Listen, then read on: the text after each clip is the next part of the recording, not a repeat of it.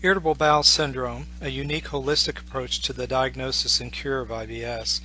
IBS is a common disorder of the intestines that leads to cramping, pain, gassiness, bloating, and changes in the bowel habits. Some people with IBS have constipation while others have diarrhea, and some people have both. Some people experience IBS as cramping urge to move the bowels but can't do so. This is the NIH definition, which also says that doctors have been unable to find an organic cause for IBS. However, there is a cause of IBS, and it's called something named dysbiosis. Dysbiosis means the disrupted intestinal flora, and the symptoms are identical to those of IBS, the cramping and bloating, diarrhea, digestive distress, and so on, and also a feeling that things just aren't right in there. Food intolerances and a very limited diet are also often a part of the entire clinical picture. Dysbiosis occurs when the protective intestinal flora is damaged. The mucosal surface lining of a healthy intestinal tract is normally infected with 300 to 500 species of microbes, including Acidophilus, Bifidobacteria, and the E. coli species. The probiotic bacteria play the following roles by preventing overgrowth of the pathogenic bad bacteria, reducing inflammation, upregulate the antibody production, assist in digestion, play a role in recycling hormones, protect and enhance immune function, strengthen intestinal mucosal barrier function, just to name a few. When the healthy flora are damaged, the bad bacteria colonize the intestinal mucosa. They in turn eat the food of the healthy flora, and these bacteria are often putrefactive and fermentive, which means that they create gas and foul-smelling bowel movements. The body tries to evacuate the bad bacteria by speeding up the gastric motility, and this in turn creates diarrhea. Because the intestinal contents of our body pose the largest threat from the outside, most of the immune cells in our body are positioned there to protect us from the toxins, bacteria, viruses, allergens, and other undesirable chemicals that can be found in the bowel contents. In other words, the immune system lives in the gut. Intestinal inflammation and infection damage the protective flora that occupy the mucosal surface of the intestinal tract. The good bugs are replaced by the bad, and the consequences are disastrous. The effect of the immune cell damage and the chronic inflammation is susceptibility to frequent and recurrent infections or ongoing bad bug dysbiotic infections, and these are mistaken for true IBS. A compromised mucosal surface allows toxic material and partially digested food molecules to gain entry into the bloodstream and the general circulation. This is called the leaky gut syndrome. Leaky gut sets the stage for systemic problems anywhere else in the body. These include systemic immune stress, liver toxic overload, allergic symptoms, food intolerances, autoimmune disorders such as arthritis, asthma, Hashimoto's, and so on, and many other symptoms. Holistic medicine in the West also treats IBS, but it's in its infancy. Every year there's a new book about diet and nutrition. Research often contradicts itself about vitamins and nutritional advice, and this is why, as a consumer, it's often confusing to get reliable and consistent information about holistic treatment of IBS or any other condition. Many holistic practitioners understand and treat the dysbiotic cause of IBS, and in this regard they are far ahead of the medical science in their approach, but unfortunately a little knowledge isn't always enough. Treatment of dysbiosis and the related IBS symptoms requires a deeper understanding of the physiology and therapeutics than Western holistic providers have.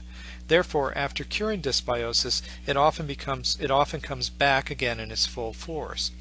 For this reason, I gave up the practice of Western holistic medicine and adopted a 5,000-year-old system of medicine from India called Ayurveda. Let's analyze what the ancient doctors of India tell us about dysbiosis and IBS. The ancient physicians knew that the gut is the gateway between the external and internal environment. They called the bacteria in the gut yoginis, and the word yoga, which means to connect together, is the root of that. This is exactly what the flora does, as it mediates the external and internal environments. For this reason they called the gut the brain of the brain. Another saying from Ayurveda is that wherever the clouds go, that's where it rains. That means that wherever toxins go in the body, they create dysfunction and disease. This is extremely important with the leaky gut aspect of dysbiosis, where the toxins are allowed to cross the mucosal barrier and enter into the bloodstream. Sangrahi means an internal alternating diarrhea and constipation. The ancient doctors tell us that this symptom marks a more serious progression of IBS. The intestinal wall at this point is impacted with old residue, and care must be given to slowly clean and restore intelligence to the delicate intestinal lining. After chronic dysbiosis sets in, the liver becomes overwhelmed with the toxic load.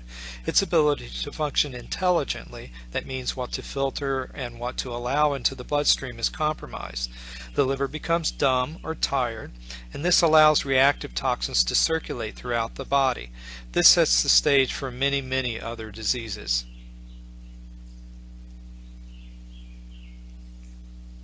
When treating dysbiosis and IBS, the ancient doctors tell us that the toxic liver becomes a major concern. Without an intelligent liver, digestion will never recover. A liver overloaded with toxins can dump the acidic toxins back into the gut, and this in turn wipes out the flora again. In general, our treatment approach will replenish and restore the normal flora of the gut, repair and restore the intelligent functioning of the intestine, repair and restore the intelligence of the body's channels of absorption, delivery, and elimination, restore the intelligence of the liver, and detoxify the body. This approach takes time, healing the damaged tissues and re-enlivening normal functioning after perhaps decades of dysfunction does not happen overnight. Our testing begins with an ancient approach of pulse diagnosis. Ayurvedic pulse diagnosis allows us to glimpse the subtle imbalances in the physiology, the toxic load, and the tissue derangement caused by toxins. I also use a chiropractic technique of reading the body through muscle testing called applied kinesiology. This allows me to test for dysbiosis, heavy metal toxicity, and parasitic infections. Our treatment includes nutritional modification, which is using food as medicine, behavioral modification, the body's natural rhythms of sleep, digestion, elimination, and hormonal regulation must be brought back into balance. Oral herbal remedies, ancient Ayurvedic herbs are used, and there are no heavy metals in our products. Transdermal herbal creams, when the gut is dysfunctional, we often use herbs transdermally to improve absorption, and herbal glycerides are herbal formulas in a vegetable syrup that can be added to water and sipped during the day. Again, my name is Dr. Doug Beech, and I have been practicing Ayurveda and chiropractic for over 25 years.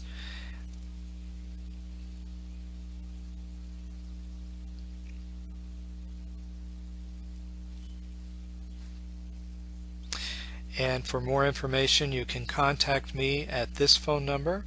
The best way to contact me is by my email, docbeech@gmail.com, and you can also go to our website at drdougbeech.com.